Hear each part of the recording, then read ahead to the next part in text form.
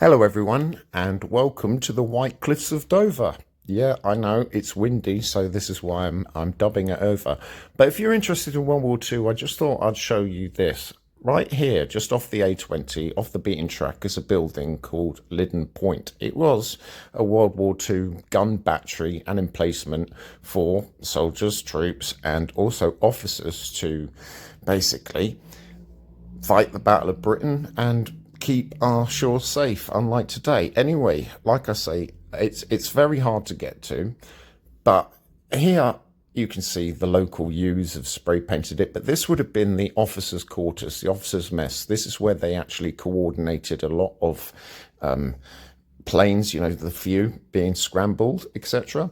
The only part you can't get into it, but they've done a good job of cleaning up all of the beer cans, but it needs to be preserved. The only part you can actually get into, if you just follow me here, is where the officers would either take a shower or do their ablutions or whatever you want to call it. Here we go. In here is the shower, right? This would have been their shower, and here would be the toilet. And up in the you can see, if I just scroll up, there you go, right? It would be, you know, fully kitted out with electricity and everything. I do believe that there was underground tunnels here as well. I've not yet found the entrance to them, but if I'm going to show you, this is what the dormitory, this is where they would all be staying. And let me just get over this gate. I know this is cringe, but oh God. Oh, right, we're over. There we go. Yep. So that is the main officers' quarters, and here on our right here is the where they would sleep. All right, this would be a couple of bunks in each of these rooms here. This is where they would stay. So you had the mess and the quarters. You know, they'd have food and they've got bed and board. Don't fancy yours much. Premier in charge, what, £90 a night? These guys were doing it and slumming it up on the White Cliffs. But like I say, it is windy as anything. So I had to, you know, overdub this because all you just hear is the wind. But it is a phenomenal building. If you're on a walk and you come up to the White Cliffs, you can. So we're going to carry on our little World War II White Cliffs of Dover walk. And right in front of us, you can see that the lorries are all stacked up. But here we go. Let's keep going.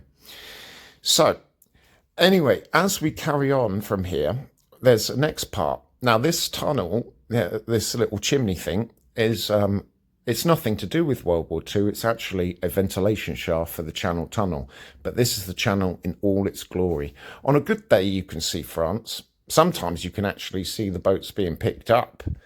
But right in front of us here is a structure which is actually part of Liddon Point underneath here. This is a firing range.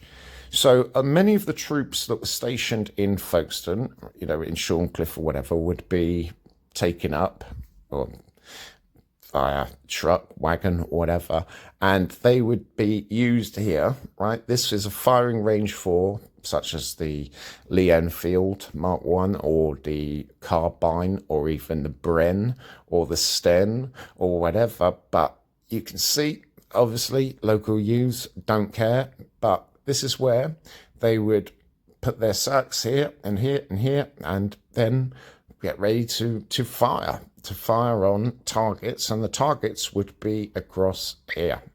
You can still see some of the bullet holes. But yeah, so this is the firing range, a part of Liddon Point. But anyway, let's carry on going.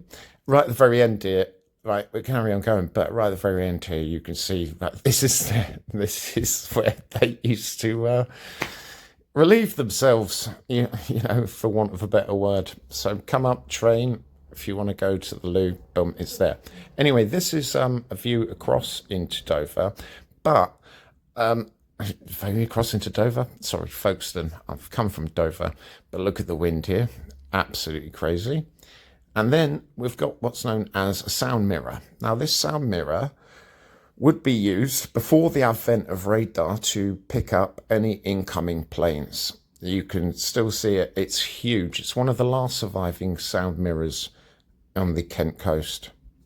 Absolutely ginormous. But this bad boy here was a observation point, so they would have binoculars, telescopes, you name it. You'd have a couple of men in here stationed at all times, looking across the channel and then warning of either an imminent invasion or airplanes coming across.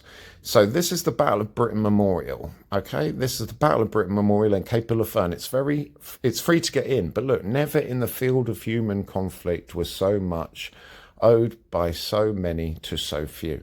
It's free to get in, guys. So if you want to come and just spend a couple of hours, this on the left is called the Wing. There's a great museum in there and the Scramble Experience.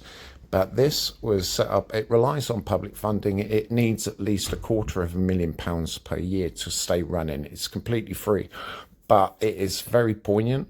This beautiful lady in front of us is the Hawker Hurricane. Now, the Hawker Hurricane was the pack horse of the Battle of Britain. Shot down more Me-109s, Junkers, Heinkels than the Spitfire. The Spitfire was more the Lamborghini of the Battle of Britain.